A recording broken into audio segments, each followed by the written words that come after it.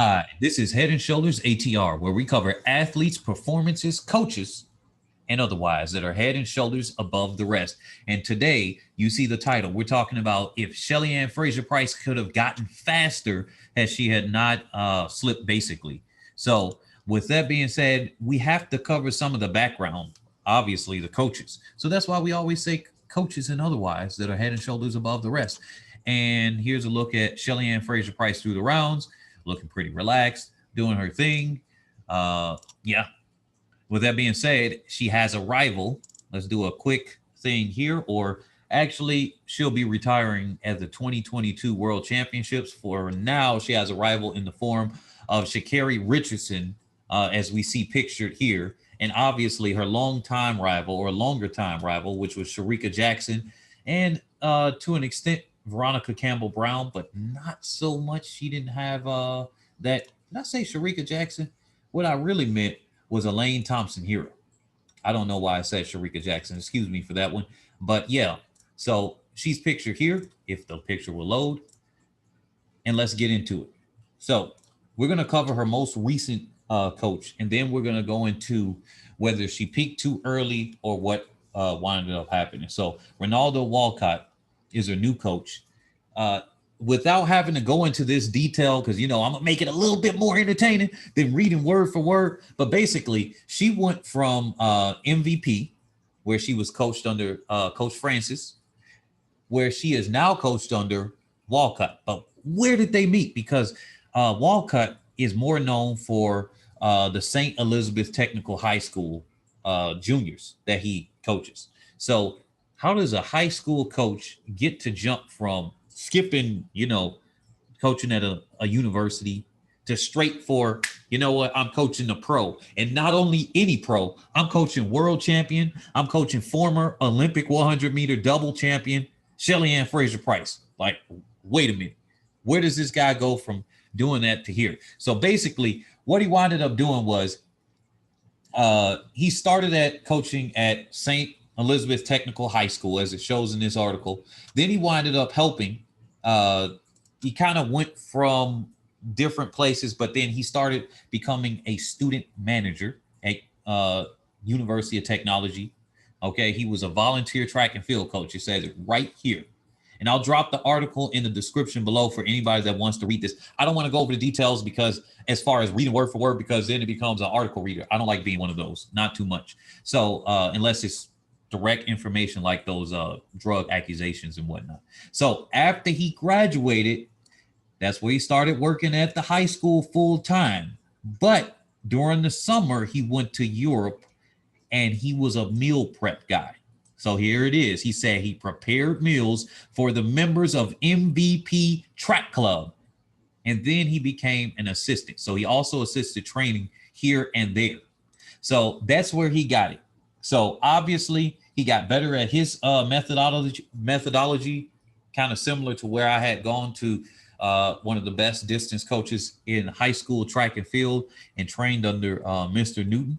So that movie that people may have seen about the California athletes and everything like that, they got their stuff from Mr. Newton, and he became a high school coach that went to the Olympics and coached there. But anyway, neither here nor there. He became a meal prep guy, and becoming a meal prep guy, he was able to, get in where he fit in, which was training here and there, learning there. He branched out. Now he's coaching senior athletes. He has 4 of them, including Shelly-Ann Fraser-Pryce. So then he formed Elite Performance Track Club. All right, we got that now. Now let's go over to Coach Francis and what he's talking about here with Elaine Thompson-Herah. Now he kept saying, he said this multiple times, Elaine Thompson-Herah is in the shape of her life, or something along those lines, for the previous 2 world championships and this Olympics. Let's not forget that. He can be wrong, okay? He can be wrong. You know what? So people will say, hey, this person, now he's going to look like the god of all gods, of track gods. Now, he did work with Asafa Powell, worked on the starts. He got Shelly-Ann Fraser-Pryce, fantastic start and champion. Asafa Powell has mental issues as far as a head case and confidence issues. So that's where it was. Now, he says here that it was more so there's the confidence issue that was not existent with her, with Elaine Thompson-Herah, but was more so she was working through her Achilles heel. Now, from other disclosures of other athletes that's had injuries, including David Rudisha and others, they do develop somewhat of a confidence issue other than just their main core injury. Because if they're dealing with the injury, they're also thinking, should I not go out as hard? Should I not run this race like this? Especially when it comes to finals. Finals changes everything. As you see, there's higher stakes, at least appearing in their head. Elaine Thompson-Herah has run really well through heats and semis, even Jamaican championships, and she's dealing with the same injury. And then later on, she goes and flops at the world stage. So that has to be, no matter what they say, unless they can convince me, like without reasonable doubt, and say, well, scientifically is this, she had some confidence issues as well, which led to the mental issue where it was a head case where she couldn't perform. She could just perform at Jamaican trials for some reason, but then she couldn't perform and even medal at the world stage, where on paper, she is faster than everybody else other than Shelly-Ann Fraser-Pryce, give or take the year, okay? So she was right there with her. So with that being said, this year she was able to do it. He said her run was almost perfect, but we'll work on it. So that's the same way I said. I said this is one of the best female 100-meter sprints I've ever seen. And then he said it was about her start. So with this being said, he said he doesn't want to say, but they had tackled the Achilles injury differently. So that means maybe they found a way around it. March, April, they tried a new tactic around March and April. So now it's got that. So he said, even though he's won many of the medals, I'm trying to give you the mindset here, then I'm going to get into Shelly-Ann Fraser-Pryce, won many championships. I think this is the fourth one. It's obviously satisfying, but sometimes we don't really spend much time looking back. Rather, we try and see how we can get on in the future. I would like to have him as an interview on this broadcast. That would be great. Francis, obviously, he previously coached for Shelly-Ann Fraser-Pryce. But look. He said he didn't want to do any predictions, but a minus 0.6 headwind, who knows? If they get this type of, who knows if they'll get this type of environment again? Exactly. But he said his expectations are the same as they were with the 100 meters. He basically doesn't want to reveal what they're going after. Now, Elaine Thompson-Herah already said that. He said previously he can get people there. Now, I'm showing the people that may not know that this same coach that got Elaine Thompson-Herah that fast, the same coach that got Asafa Powell as the most record-breaking sub-10 athlete ever, and to get him to fantastically fast starts all the time, and then it's Asafa Powell got to put in the work as well at the championship. He just could not get over that confidence issue. He revealed it himself in an interview, saying that one time they had so many false starts, and it was the electronic equipment, I think with Maurice Green or something like that. Then he could never get over that, and then that followed him for the rest of his life, unfortunately, the rest of his career. So Shelly-Ann Fraser-Pryce, 2008, 2012, and all of those times on that world list, remember, 10-7, 10-7, 10-7. Now, why is this important? Well, she did more speed endurance. So that means, remember, if you study under somebody, you can get their craft, and then you can change it and improve it. Yes, maybe that athlete, maybe that coach there has something, but just like I studied under Mr. Newton, maybe there are some things that he has that I can see that over the years of the 40 or 50 years he's been doing it, maybe he's gotten a little bit stagnant. Yes, maybe he wants to improve things, but hey, it's worked with this athlete, it's worked with this one, it's got this championship, this national record, this one. Okay, then they do those, right? Because there's a coach under him, under Mr. Newton, that's taken over, that seemingly may be doing better than him, right? Only time will tell. I mean, comparing 40 years to maybe 8 or so is maybe not a good comparison yet. Maybe 4 years is not a good comparison. We'll see. But with this new coach, it looks like on paper he had already perfected it, because Shelly-Ann Fraser-Pryce got stagnated at 10-7, flat, literally. Ran it multiple times, ran 10-7-1 multiple times, could not get faster, and then boom, unexpectedly, she ran a 10-63, right? Now, what could she have run, right? What could she have run? All right, now my computer's freezing. What could she have run had she Can you? Oh, hopefully you guys can hear me. Oh my goodness. All right, all right. Let me pause. Okay, hopefully I'm not editing that part out. Hopefully you guys are listening to 2x speed anyway. But anyway, what could she have done had she stayed with Coach Francis? Well, chances are her trajectory would have been exactly the same. One, she wouldn't have gotten better in the 200 and even had a chance of competing in the 200. Now, let's say that she still had a chance of competing in the 200. Let's not just wipe it out and say anything, because sometimes she wouldn't even been able to make the final. I don't even think this year she could have made the final had she not improved and been able to break 22 seconds in a significant way. All right, especially if Sharika Jackson didn't flub up, right? And then, yeah, so that's one. Two, with Shelly-Ann, let me put a picture of her up here. With Shelly-Ann Fraser-Pryce have been able to break into sub 10-7. I doubt it. I doubt it because, and actually, let's put a picture of both Elaine Thompson-Herah and Shelly-Ann Fraser-Pryce here with their 4x1, right? So Fraser-Pryce right here, Elaine Thompson-Herah right here. So yeah, so would she been able to do that? Like I said, I doubt it. So there are two things that are going for. Now, people are claiming, especially in the comment section, well, you know, she peaked too early. She couldn't run like that. Okay, remember, they're running against a 0.6 headwind. She had a tailwind behind her on her other one. Do we need to show that and bring up the facts right here? Because you know how I like to bring up facts. All right. Let's bring up some facts right here. All right. Her time right here.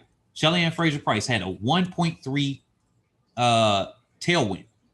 Even running with that 0.6 headwind, she still would have been pretty fast, right? Okay. If she had a 1.3 right here, oh my goodness, what could she have run? I think she would have ran close to her PR, not her PR. Now, the reason for it, because people are saying she peaked. Remember, that was a one-off race. If you can run close to your PR with multiple races, okay. Because remember, under Coach Francis, she would sometimes run her best time, not at the world level. She'll run near it, but not there. So we got to give the credit where credit is due too. He didn't always have a run of best time, or she did not at least run her best time in the championships at the world level. Maybe she did at the Jamaican trials. Maybe she did at a one-off race. Not likely a one-off race, but most likely the Jamaican trials. That's where she would run her top time of the year. So let's look at her results now. All right. Okay, the 1063. Now let's look at the 1074. Remember, she's a consistent 10-7 runner. No matter what, if she's at the top of her game, she is running 10-7. Here's no different. Unfortunately, here are two things that messed up in her race. One, she slipped on the third step. I saw it as soon as she had said it. Before she said it, as soon as it was done, it looked like she slipped. I was like, okay. Then she popped straight up because she slipped, and then she had to accelerate, and she tried harder. That threw off her entire race at that point. Yes, some people said, well, Usain Bolt slipped. Usain Bolt had a bad start, and then he won. Remember, Usain Bolt is significantly faster than the rest of the field. He can afford to slip and then beat somebody at the line, then beat somebody another way. Remember, he's significantly faster than everybody else he was running against. Shelly-Ann Fraser-Pryce is not significantly faster than Elaine Thompson-Herah. She might be about the same speed. If we were to give them a redo of that race and then said, all right, Elaine Thompson-Herah runs the same way, and then Shelly-Ann Fraser-Pryce gets that 1.5 to 2 meter lead on her with her fantastic start that she would normally have, that would be a different race, completely different. I am confident that she would have ran into the 1060s. Now, would she have run a 1061? I don't think so. Given her this performance right here without a slip, without her having to give up at the end of a race, I am convinced that Shelly-Ann Fraser-Pryce would have likely hit near her PR. With a zero wind, she probably would have hit her PR, if not a little bit faster. That is where I would see. And she was confident. Now, maybe had she not slipped, her drive phase would have been longer. Her transition up would have been more efficient. Then the end of a race where she succumbed, and then she just kind of gave it up because she was just either tired out or something like that, right? Maybe that part of her race would have been different, because did you all know that she was confident that she was going to go faster? And I am convinced that she could have gone faster than a PR had she run her race the way she wanted it. Now, if she ran it with a better start but the same finish, I don't think so. Had she run her normal start, normal transition going through, I think she would have matched her PR or gone a little bit faster. Even with this headwind right here, that's where I think that she would have gone. She would have gone at least close to her PR, 1065. Let's give her a 1065. For the people that doubt it, they're saying, oh, you're exaggerating. No, I'm pretty confident if the coach was able to get her there and then looking at her 200, I think that she would have been able to get that 1065 at the very least. And without that headwind, that means that would have been a much better performance. Getting close to her PR is a much better performance than this. Let's just give it here. 1063 with a 1.3 tailwind for the normies here. Every time you get a 1.0, that's like saying, all right, we're going to drop 0.5 off of that. 0.05. All right, 0.5 of a second. So let's just say she had the same slip. Now she goes to 0. Then she goes to 1.3. So that's going like 1.8. That's almost there, right? Oh, wait a minute. Where is it at? Here it is. That's like going 1.8. So let's just round it up to the 2.0. That's like saying 1064, which really is like a 1065, 1066. Had she had the same tailwind with that. We're not going to talk about Lane Thompson-Herah's time at all. But that's the exact same race, but with a different tailwind, right? That means she's already right near her PR with a slip, right?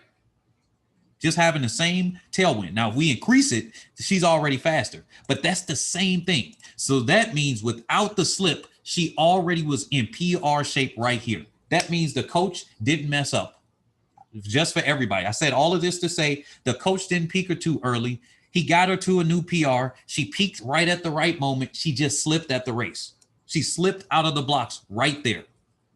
That's what winded up happening to her. If you equalize these for wind, she's only slightly slower. She's only slightly slower than a PR. That means with a slip, a bad transition, popping all the way up and giving up at the end of the race versus she almost running all the way through with her other race, she's already in PR shape. So what are you all saying? See, some of us look at the paper times, and I see the debates in the comment section. They purposely leave out and say the ignorance and say, well, this time was worse than this one. And some people just don't know. But they'll say, this time was worse than this one. This one was this. This one was that. And then they don't fairly compare the times. You got to compare the times as they are, fairly and square, fair and square, okay? You got to look at them for what they are. Now, with that being said, I said all of that to say she was in PR shape, and I'm confident that she would have run near her PR with a headwind, or if it was zeroed out, she would have ran faster than a PR. What do you guys think? Do you guys agree, disagree? Let me know in the comment section below. But I can see Shelly-Ann Fraser-Pryce have already surpassed that, and her coach had her peaking at the right time. So I'm not going to discredit him at all. He got her at the right point. He got her at the right fitness. The only thing that happened here was that it was a misfortune that she happened to slip. That's what it was. Catch you all on the next one.